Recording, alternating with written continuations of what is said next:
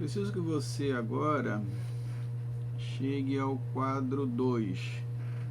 Nós temos aqui também como os problemas se desenvolvem, só que numa outra abordagem. Nós temos o comportamento orientado por alvos, ok, que nós vimos agora há pouco, e sempre temos obstáculos. Nós vamos ter obstáculos à nossa frente, em qualquer atividade humana. Isso é a vida humana, é uma experiência de nós ultrapassarmos obstáculos. E quando você tem a insistência, né, em ultrapassar esse alvo e não consegue, né, ultrapassar esse obstáculo para chegar ao alvo, então vem a sensação de frustração. E as pessoas que nos procuram, com certeza, vivem um momento de frustração, ok? E por isso estão procurando ajuda. O nosso autor vai falar que essas experiências são pré-neuróticas, né? Ele faz então uma abordagem mais com auxílio da psicologia. E ele vai apresentar que experiências são essas. Primeiro, um alvo inatingível. Nós podemos estabelecer para a nossa vida um alvo que é impossível chegar. E não tendo muita consciência disso, a gente fica insistindo, e por não conseguir pode desenvolver um sentimento de culpa, ok? É comum, no processo de aconselhamento, nós temos o cristão que ele coloca como alvo não pecar. E ele acha que isso é possível, porque ele pega o texto bíblico, por exemplo, sede santos como eu sou santo. Ele vai dizer, não, eu tenho que ser santo como o Senhor, que não teve pecado. Isso é um alvo inatingível, né? Uma compreensão, uma interpretação meio equivocada do texto bíblico, meio fora do contexto. Então o que ele vai desenvolver? Culpa. E a culpa vai adoecendo a pessoa, E não adianta trabalhar direto no sentimento de culpa, a gente tem que trabalhar na crença básica, ok? Que está lá na frente. Se não mudar a crença, ele vai continuar se sentindo culpado e cada vez mais culpado. Se o obstáculo ele não é ultrapassado por circunstâncias externas, ele vai desenvolver o ressentimento. O que me impede de chegar ao alvo é a minha família, é a minha igreja, é o marido, é a esposa.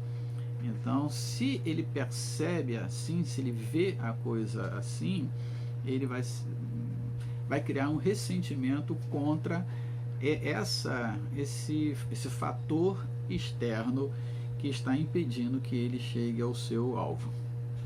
E quando é um medo do fracasso, aí desenvolve ansiedade, né? Nós falamos no nosso bloco passado. Tem pessoas que têm um medo muito grande de fracassar, normalmente as pessoas perfeccionistas. Então desenvolve uma ansiedade. O obstáculo está sempre ali, não consegue ultrapassar o obstáculo porque não se sente capaz, ok? E aí ou tem muito medo de errar e não vai enfrentar, né? Chega a um determinado ponto, está sempre voltando e aí vai desenvolver a ansiedade.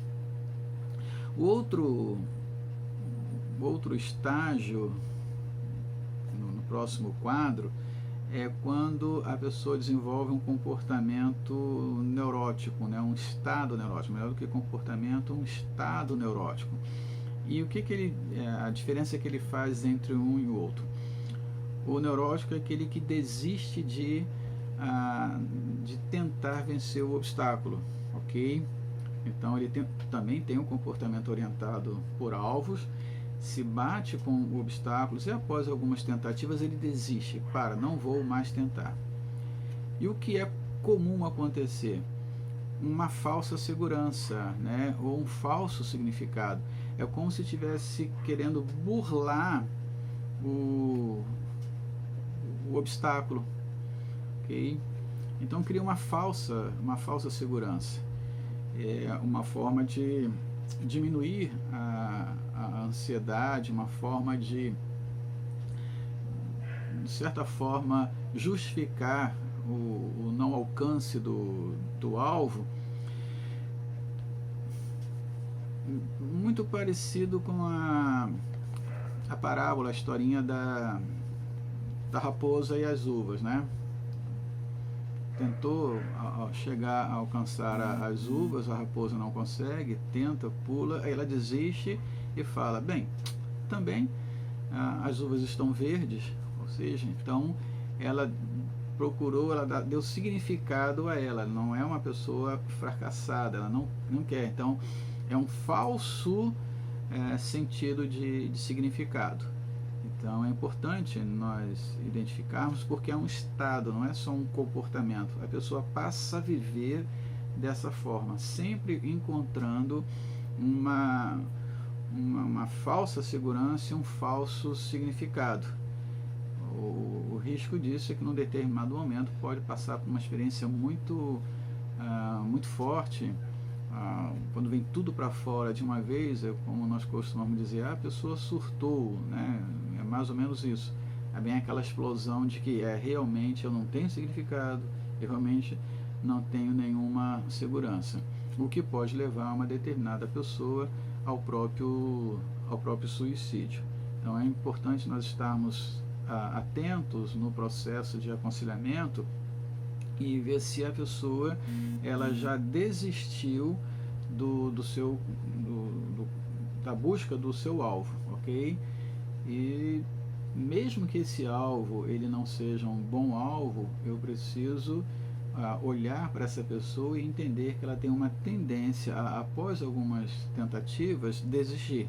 Então, preciso corrigir a crença para que corrija o comportamento, mas corrija também o enfrentamento do obstáculo ou dos obstáculos que com certeza vão surgir e surgem no processo natural da vida.